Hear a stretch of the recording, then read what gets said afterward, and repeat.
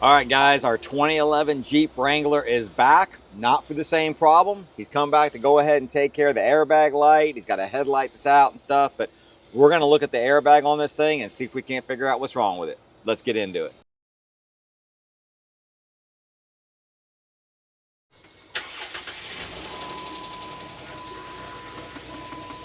All right, you also hear the clicking on the other side, which we heard in the previous video on this vehicle. He wants that taken a look at too. It looks like to me, oh, he said he had some water in the passenger floorboard. So he's got that pulled up. So that could be something to do with the, holy moly. Woo! Okay. That could have something to do with the air box, the AC, maybe the vent drain or something like that. So we'll take a look at that. The airbag light is definitely on. Also got a blinking TPMS light. He didn't say anything about that. So basically, he's happy now that the engine's running good and driving good, but he wants to get some of his other stuff taken care of. But we're going to go ahead and do that. Now, a little belt noise. You want to talk to them about the coolant? Yeah, let's take a look at that real quick. So there was a comment on the previous video that said something about the coolant temperature sensor can fail internally and cause the coolant to wick its way up the wire into that connector. We did have that disconnected when we were working on this vehicle and did not see, because it's part of the same harness, obviously. Okay, let's see here. Let's see if there's any coolant. Ah, there is, look. Look at there. Great call, guys. Great call. Can't see it. Can't see it? There you go. Zoom in. See the green in there? Mm-hmm. That's it. Beautiful. Because when I had looked at it, the weather pack seals on here were really hard. I thought water was getting in there somehow. Fantastic call. All right, well, what we'll do is we'll clean this up. We'll get him a coolant temp sensor, get that replaced. That is one of the most fantastic things that we've seen doing social media stuff is you guys out there see a lot of stuff, and you know, we've gotten a lot of comments on videos in the past. It's like, try this or look at that. And like, I was like, man, yeah, it's like this wealth of knowledge out there. So And a lot that's of times fantastic. a lot of times we do look at stuff that they say, and you know, we don't find anything of what they said, but Yeah, we I mean, do there's check times, what they say. yeah, You know? we'll always take in the comments and take a look at the stuff. I'm never going to discount anything, right? Yeah, like So, that BMW that they were saying you could put it in neutral when you're cranking it. Like we tried that. yeah, you we know? tried that one. So, And then that was that was one that was probably, yeah. it's BMW like does having a that big like network though. It's It is pretty like a cool. huge network. Like a big Identifix almost. It is. It's like it's you know, and like I say, there's so many smart people out there doing stuff. And I mean, I had that connector off. I thought that I had looked at those sensors, but clearly I didn't look at that one close enough. And that was 100%, because we've seen that before in the past. Like Nissan back in the day had an issue with transmission fluid going through a connector, going all the way up into the engine module, damaging the engine module. We've seen oil pressure switches cause issue with oil going back in. I've never seen a coolant do that, so that's good. But we'll get that taken care of. That's an easy fix. And then we'll get that ordered, get on the way, and we will Get it inside, do the airbag. get the airbag deal taken care of now. So let's go ahead and put this down. Got the code pulled up for the airbag, Bravo 1 Bravo 06. So it's a driver's airbag squib 2 circuit open. I'm going to look this up just to be 100% sure, but more than likely what this means is there's going to be a dual stage airbag in here. So we're going to have two connectors going to the airbag, and the squib 2, so the second stage of the airbag, has got an open circuit. Now that doesn't mean that this airbag is bad, and I am going to give you some things to how to easily test this and prove out what's wrong with it, and things not to ever do on an airbag system. Very important.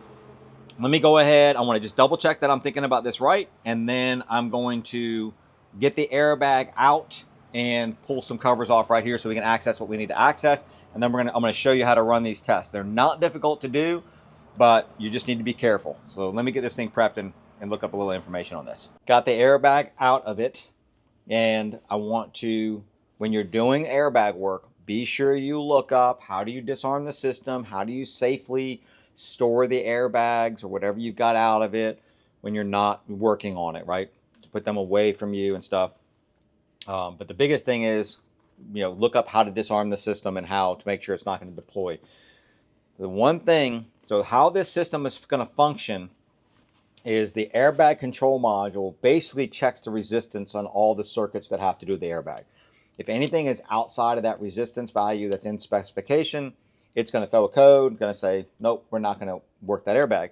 And the reason for that is, if we think about it, the airbags are working in microseconds. I mean, these things are firing at a very, this is a 2-stage airbag, and it is a 2-stage. We come in here and we see we've got 2 airbag connectors on it. Okay. Now, so how that's going to function is, it's going to fire stage 1, and then it's going to fire stage 2 as you're getting into, so it doesn't just come out and just bam you, right? Just boom. That's why people were getting broken noses and that kind of stuff, which I'd rather have a broken nose than go through the windshield or into the steering wheel. But this thing is going to be doing that. It's like got to happen quickly. Any resistance in the circuit is going to throw that timing off. So that's why it does that. Now, people see and hear, oh, that it checks resistance in the circuit. I'm going to check resistance in it. I've got the airbag up here. And one thing that you're never going to do is you are never going to check resistance on an airbag. Do not put your meter across here and check resistance. These things fire by putting power and ground to them. When you put a meter across it, you're putting a low voltage signal, very, very, very low amperage signal through that airbag, and it is a possibility that it can detonate that airbag. So you cannot test the resistance of the airbag. This is going to be a process of elimination if you have an airbag code. What we have to know is everything good up to this point where the connector is? And so what we're going to do is simulate that airbag. And there's a couple of ways we can do that. And how we're going to do it is we're going to come up here and we're going to test it. We're going to put a simulator in this point, right, on this connector. And then if that still fails the test, so we're going to be able to run the test, right? We're going to be able to clear the code and see if the code comes back.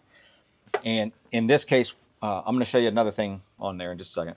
But if that code comes back, then we know the problem is downstream, and we're going to come under the other side of the clock spring, because clock spring is located in here, and we're going to check at that point. If it still comes up bad, we got to keep going downstream all the way back to the module until we get good. That's pretty much the only way you're going to be able to test it. Now, if we put in the simulator up here and it says, oh, it's good, code clears, doesn't come back, then you know the airbag is bad.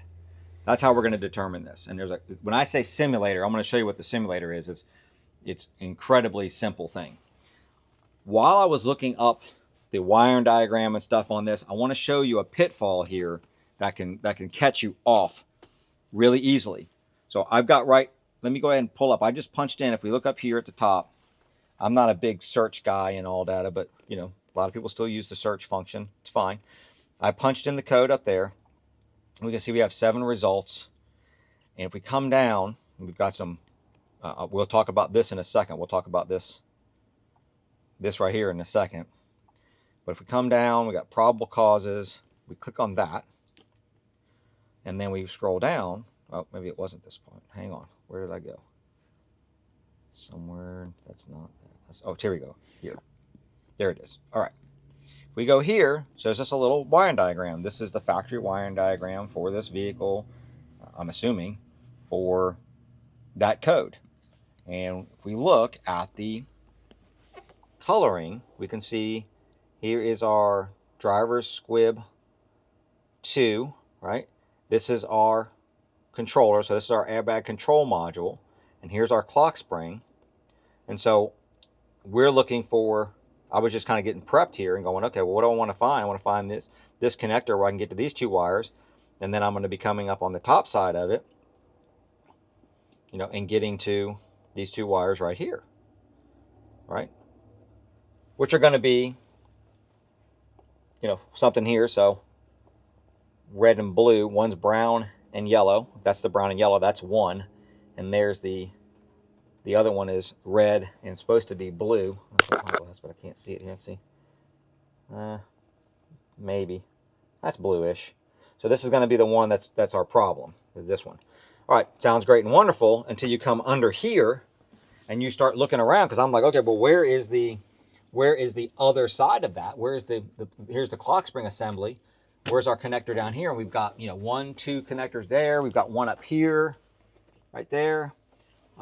So which one is the connector? And I usually would just look at wire color and go, okay, that's my connector. Look at my pin numbers, line them up and go, got the ones I want. Well, if you come under and you look around, I'll just tell you, if you look around on that, you're not going to find any wiring that is, can you see that, Sherwood, and tell me? Dark blue and white, light green and orange, light blue and brown, right?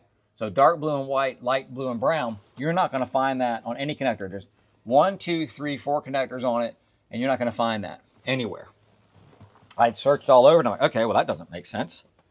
All right, well, now let's go back and let's look at the wiring diagram. Now, I just went into the wiring diagrams for this vehicle. And if we come into that, we go, here's that same circuit. I'm going to kind of pull it over where you guys can get the whole thing there, all right? And so here's our driver squib 1 and 2, or driver squib 2, positive and negative, right? And look at our wiring color. Now we come over, and they're light green and violet and light green and white going in. And then there's another light green and brown and a light green and orange. So they're all light green with some other tracer on it. So those two wiring diagrams are completely different with wiring color. Wire coloring. Or wiring color, I guess. Either one works. So now I can come down and go, oh, it's this connector right there. So I have found the connector that we want to get into. And I had, let's see here. It's going to be the light green. It's going to be pin 1 and 2. Light green and white is the first one. So it's going to be these two right there. So if we get down to that point where we have to test it, I'll disconnect it and test it here. So we're going to test it here. And then if that passes, we got a bad airbag. If it doesn't pass, we're going to go down here. And if it passes down there, we got a bad clock spring. And if it doesn't, we're going to keep moving down. So what are we going to test it with? Got my really nice desk here. And let me show you 2 ways to test this thing. First one is you can get a resistance box or decade box. And this has just got a whole bunch of switches on it. And you can see that there's values on each one. And these are going to be resistances. And you see I've got the 2 down. So what we want is basically a little over 2 ohms of resistance is what we're looking for. Now, I can show you right here, and always check your equipment. So no matter what you're using, if you've got a variable one that you can turn, that's fine too. Use that. Just make sure you check it to be sure that what you have coming out of it is what you want to have. Let me find my other side here. So if we go right here, we can see that we've got, let's see here, roughly there we go, little over 2.5. And these leads, check your leads, are sitting at about 0.3, 0.4. So we got, we're sitting at a little over 2 ohms coming out of the box.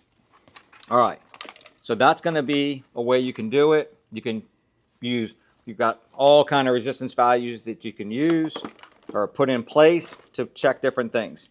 Now, let's say you didn't want to buy the decade box, and this is from ATS. You guys know we have just about everything they've got. So this is from Automotive Test Solutions. But let's say you didn't want to do that. This is a roll of resistors that I bought years ago. I want to say there's 5,000 of them on this roll. There's just tons of them on here. And yeah, they fall off and go all over the place. I've lost probably hundreds of them over the years. They just fall all over the place. But these are basically 2 ohm resistors. And the reason I had those is that was very common with airbag resistance values to substitute. So if I take this and put it in here, Again, remember the value on here was 0.3 to 0.4 on the leads, so 2 ohms. So we can put either one in place. And so this right here, or this can be a substitution for your airbag. So there's that motor just popping up whenever it feels like it. So now that we've tested out, we know what our resistance is coming out of these are, we can go in here and you're going to be extremely careful with this. We do not want to be piercing these wires, doing anything there. We don't want to be jamming really hard down in there. We just have to make contact in there. We have our simulators ready to go. And here's what I'm going to do. We're going to take this one. I'm going to be very careful with this. We're going to put this one in place of the airbag. You don't need to jam stuff in and all that. We just want to get it in there, make contact. There we go. That's it. Don't pierce or anything here. It's just, that's good right there. All right, so let's go ahead and put one on the other one too, so we don't have a code for that to confuse us.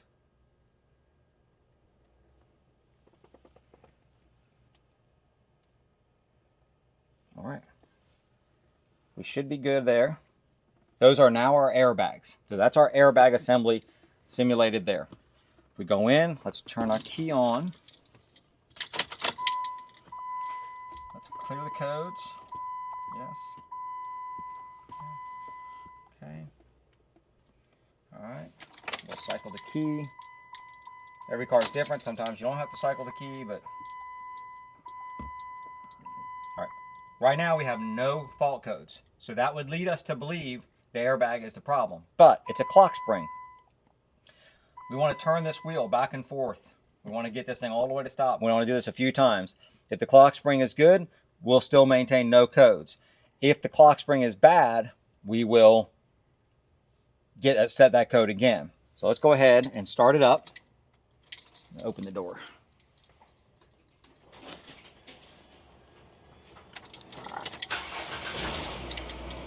All right, let's go ahead and back out. Right there. Turn this.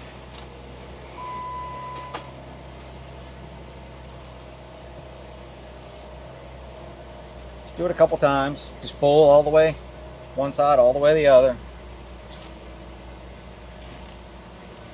I'll recenter it. Okay. Let's read the codes. Okay.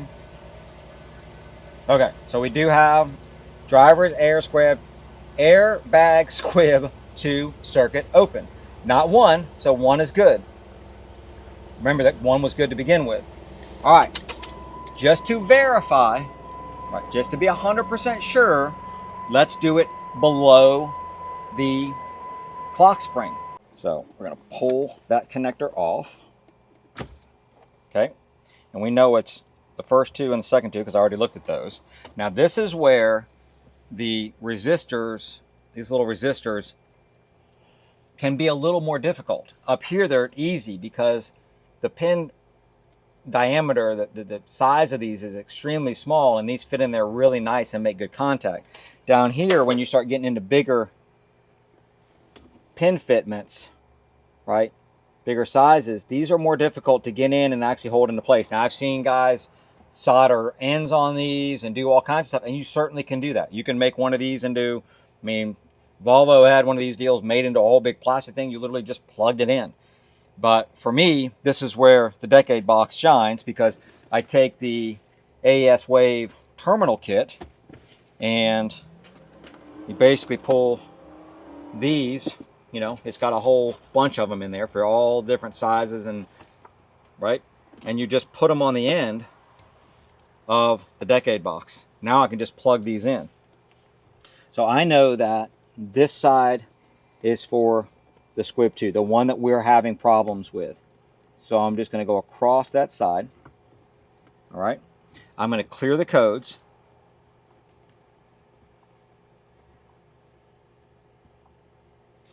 then I'm going to, so we still have the code. If we look, we still have the code for the squib 1 that's this side.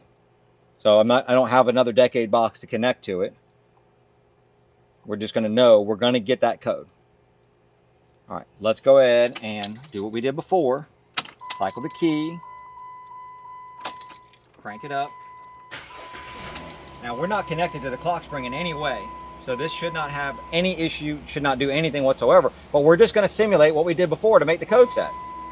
We're just going to turn the wheel back and forth a couple of times, just to be sure that there isn't some wire down below on the steering column. And the highest probability here, it's the clock spring, and we're going to even tell you more about that in a minute.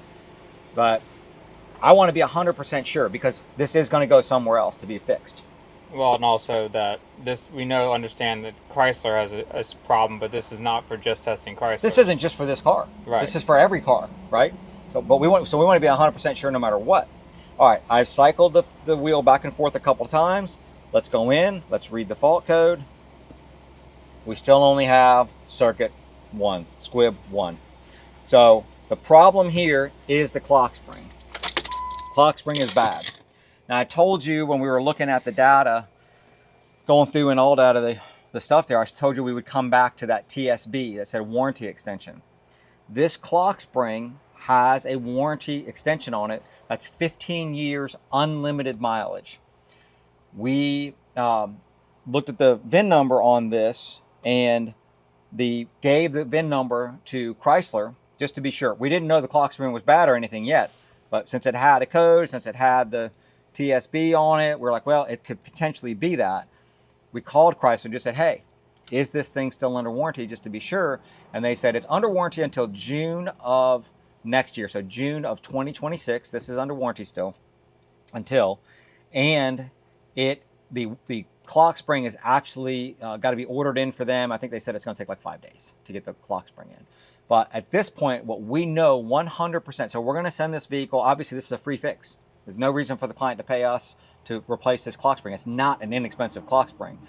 So we're going to send him over to Chrysler and let them take care of it for free. But we know 100%, we've now got all of this documented. We know what we've done. We know that clock spring is the problem. So if he goes over to Chrysler and for some unusual reason, somebody says, oh, well, you know, it's not that, it's something else, we can show that, no, it is the clock spring. But in reality, we don't want to send them to Chrysler anyway unless we know 100% that it is the clock spring, because, you know, we want to take care of them if it's something else other than that. So that's the airbag diagnosis. We still got to look at this actuator over there, so we're going to do that in a second. But just to recap this, you can pick these up for pennies. Mouser, I think it's mouser.com, sells electronic stuff in there. You can, I think that's right, and I think that's the name of it. You can pick these up, like I say, if you're doing them in bulk, they're very, very cheap. Of course, you can jump on ATS's website, pick up a decade box, and you know, use that obviously for a lot more, a lot of different tests, a lot of different values. Let's go ahead and jump over here, and I don't know which one of these actuators is bad. Obviously, you guys here is clicking in a couple videos now, and on cue. What? Couldn't do that any better.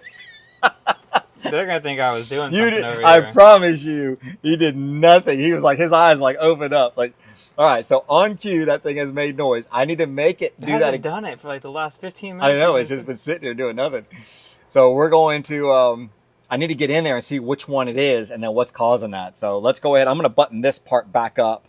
I'm going to leave the airbag out for now so we can get over there and find out what's going on with that. He's got the carpet pulled up because of, you know, he said there was water getting down in here. He's got the drain pulled for the floorboard. We're just going to set this back down a little bit. We got to have to get this thing to tap again.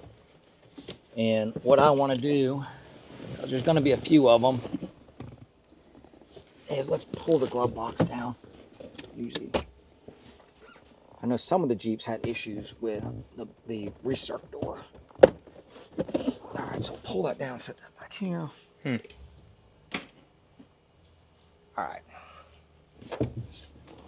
Okay. Well, there's an airflow blockage for our recirc. So if this car goes on recirc, you're not going to get much airflow. Be careful what you put in your glove box. That gets sucked in. We'll pull that out. But All right, we've got a motor here. That's our mode. I can just tell that from the way this is set up right here. This, you know, turn a little bit. There you go. Because of this gear and everything, that just screams mode door right there. Don't see another motor on this side, to be honest with you. I thought there's got to be one for our recirc door. So let me see if I can't find that. Might be over here on this side. Oh. Yeah, there's one over there. Let's hope it's this one.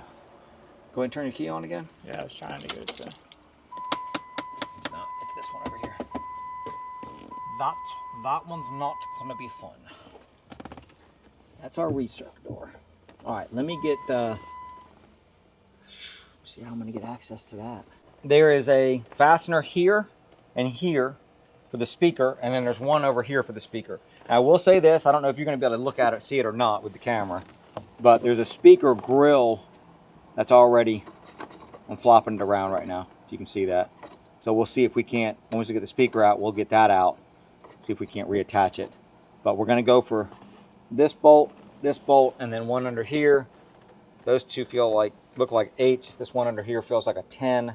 It's underneath the bottom of this. This is the bolt right here, but the head's under there. So let's go ahead.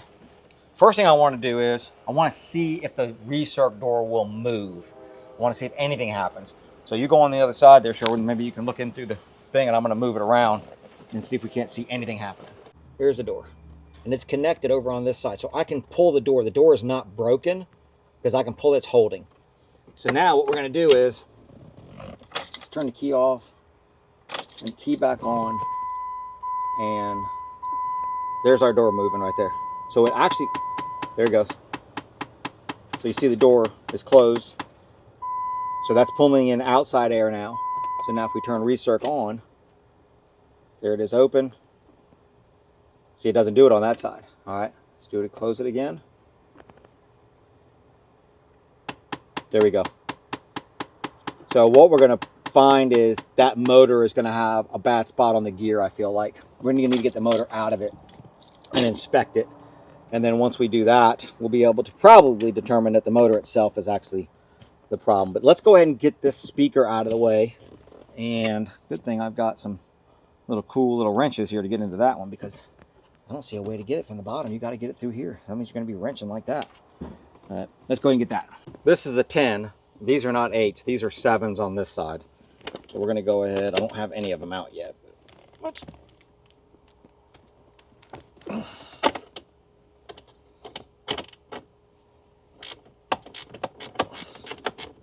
Is this the cool tool that you were talking about? Yeah.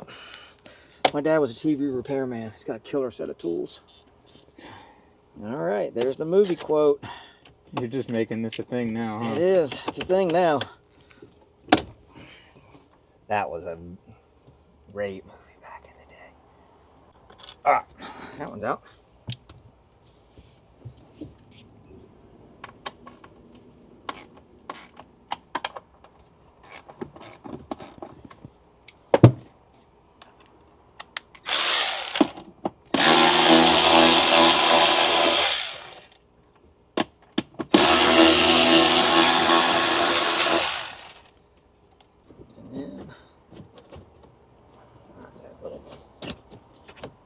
Cover pieces. I'll make it a little difficult because it's not where it's supposed to be. There we go.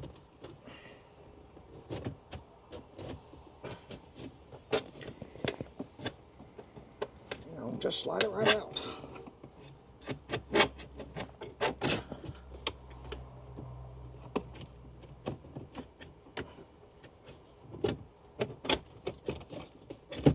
Go. Oh, get my O-light out of the way.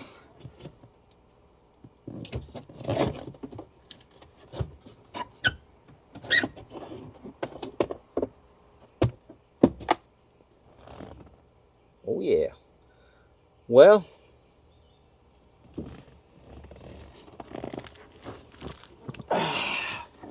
not saying it's going to be easy.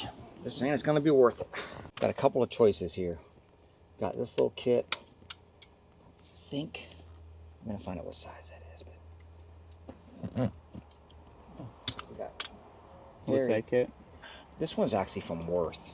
They gave it to me. They're like a anniversary kit, but you can get kits like this from Matco, or I'm sure Snap-on makes them. I'm sure everybody's got them. I'm sure Harbor Freight's got something.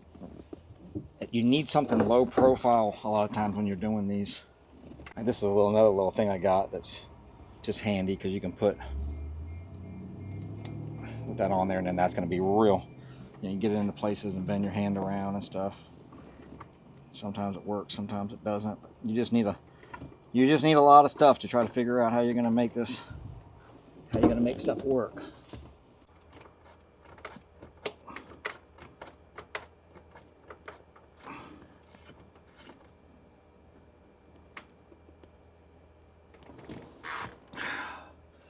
Here it is. All right. Now we gotta get the motor off, and then we gotta get it unplugged. We are not the first ones in here. We are not the first ones in here. The wire loom, it's not connected anymore. Just a little tiny pin push, but there it is.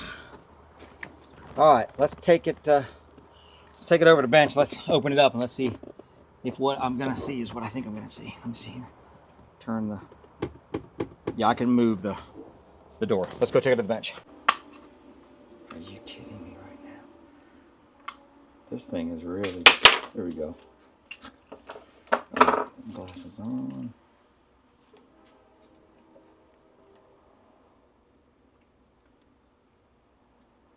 See it right there? See it? Mm-hmm. There's our bad spot. That's the whole cause of the whole problem right there. So, I'm going to get a new one. And get the new one, get it put in there. Did you really? How do you know which one it was? They're all the same. They're all the same on this car? For the blend door and the motor door, yeah. Well, the blend door and the motor door, this is a recirc door. If my information is correct.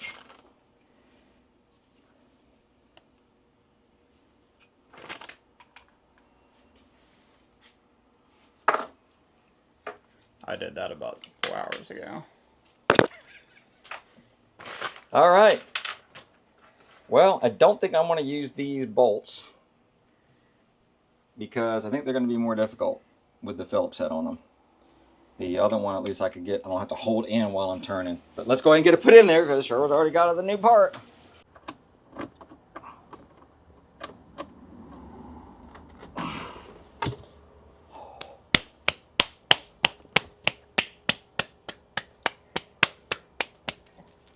Whew! All right. She's in. She's plugged in. No calibration needed on this vehicle. Let's go ahead. Come on. Let's see if it'll work. There it is, closed.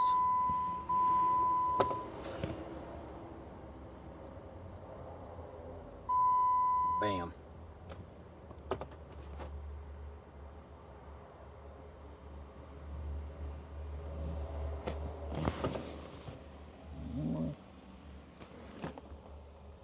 Nice. All right. Well, not only now will you not have any clicking, he'll also have airflow. Get that out of the way. So now we just got to get it put back together. We got to get the column back together. We've got to get the speaker back in, all this buttoned up. We already put the coolant temp sensor in. Coolant temp sensors in it. That's fixed. Blew out the connectors just to be sure everything was good there. And yeah. That's pretty much it. We'll check the AC drain. That's what yeah, we need to look at the drain because he said it was wet down here. I think I mentioned it earlier. The client said his headlight was out.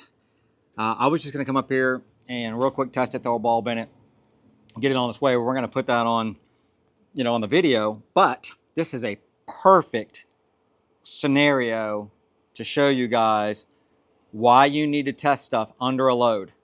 So the headlights are on right now. You see the headlights on. And this is the bulb for this side. if I take this bulb out, if I left the bulb in the socket and I said, well, I want to check to see if it's got power to it and ground to it, and I unplugged it, and I said, well, let's check it. And we go in here and we just so we can get to it easy. The middle one is our high beam.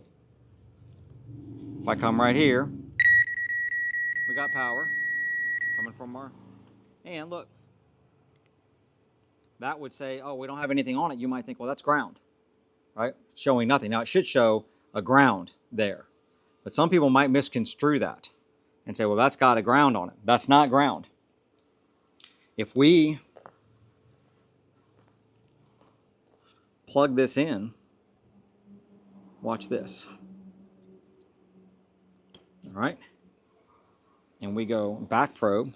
We back probe the power first so you can see. Still got power, still good there. Let's go to our ground side. What do you guys think is going to show up right now? If we don't have a good ground, leave a comment right now. What am I about to get here without a good ground? I'll give you a second. Pause the video. All right, here we go. We got power on the ground side, right? Not getting used up by the load because there's no ground.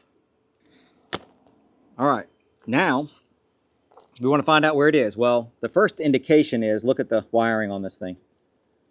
Not the best, right? All right, so we're going to go down here, and I'm going to go past the connection here because I don't know if that connection's bad. Let's see if we have, can you see it there? All right, let's see if we have ground over here. There's our ground.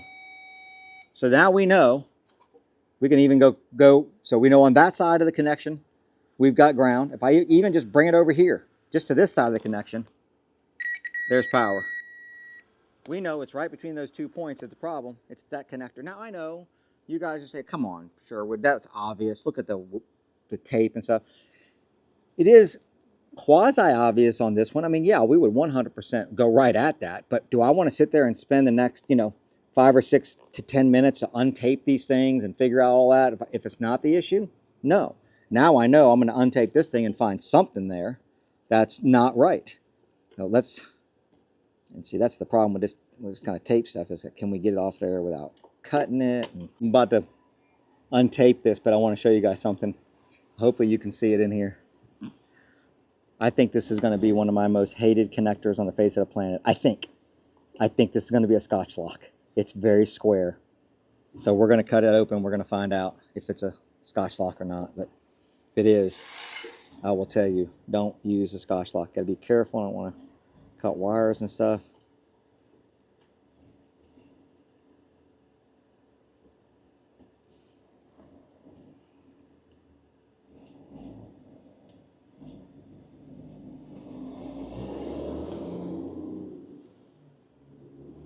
Oh, maybe not. Nope, maybe.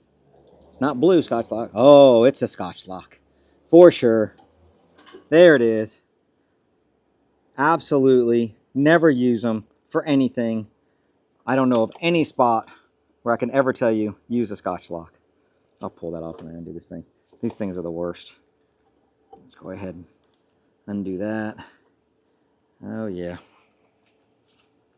That's what you call lazy.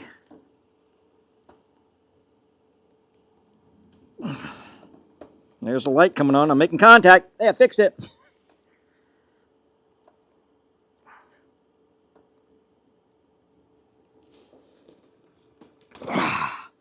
That's the only thing making contact on those 2 wires. It just pierces or just slices into the insulation. All right, let's see if we can't get the wires out of it now. I've never seen a red Scotch lock. They must be the high performance ones. Look at that. Oh my gosh. Yeah.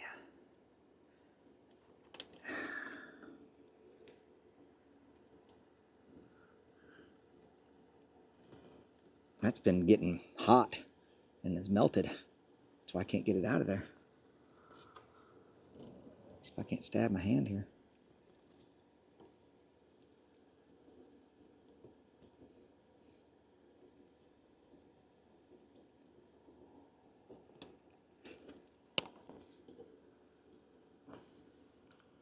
Yeah, look at that. Right there, look at it. Melted, hot. We've had this thing out here running for a while. Want to show you guys there's nothing wet right now on the floorboard. It's dry up here. But we've had it running so we can build up some water in the box. And we do see some dripping under there. I'm going to slide under from over here. You guys can look from the front. There's your drain, right? Very difficult. Gosh. It's up there a pretty good bit. So it is dripping. Even though it's dripping doesn't mean it's not partially blocked. So let's find out if it's gonna come out. It's gonna come out really fast if you blow it out. They got the catalytic converter right here. Got everything is hot. There's only one way you're gonna be able to do this is get it full.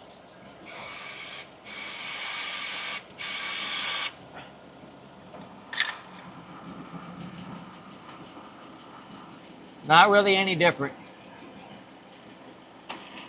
Not really any different at all. I don't think his problem is his AC drain. I mean, it's been running for a while now. And yeah, the humidity is low out here, but I mean, it's dripping enough to keep it empty. If you blow that, if you let it run for a long time, that box will start to fill up. You blow it and it'll just come out like you just burst a dam. So I don't think this is his problem. I pulled the carpet all the way out. It's dry as a bone. The floor is dry as a bone.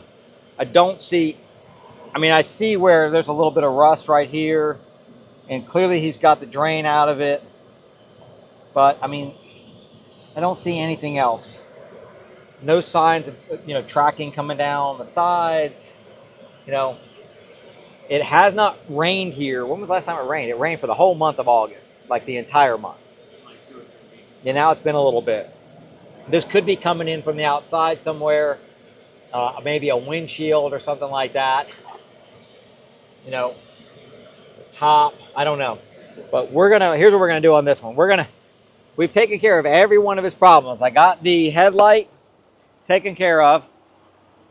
The other two wires did have butt connectors on them. They were not, they didn't have heat shrink on the butt connectors. They were just standard. I pulled on them. They were making good contact, so I used some self-amalgamating tape, wrapped those in that to give them a weather-tight seal. I fixed the other one with a butt connector with a heat shrink on it. The headlight works fine. We'll turn it on. Let's show you.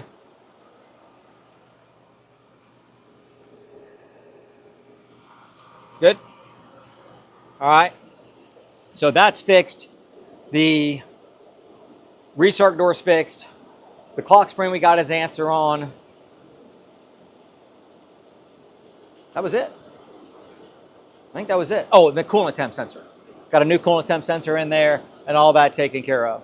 So, and thanks to you guys again for that coolant temp sensor, idea. That was fantastic. So that's it. We're gonna go ahead and end it on this one. The water leak, we may have to do some going through a car wash or something like that, but that's a whole video on itself if that turns into something. But we appreciate you guys watching this one. I know it was several things that went on with this one, but we appreciate you guys. If you liked it, you know what to do. Hit that subscribe button, hit that bell notification, thumbs up, and leave a comment down below. We do read the comments, as you now can see, and we do appreciate it. So thanks for watching. We'll see you in the next one.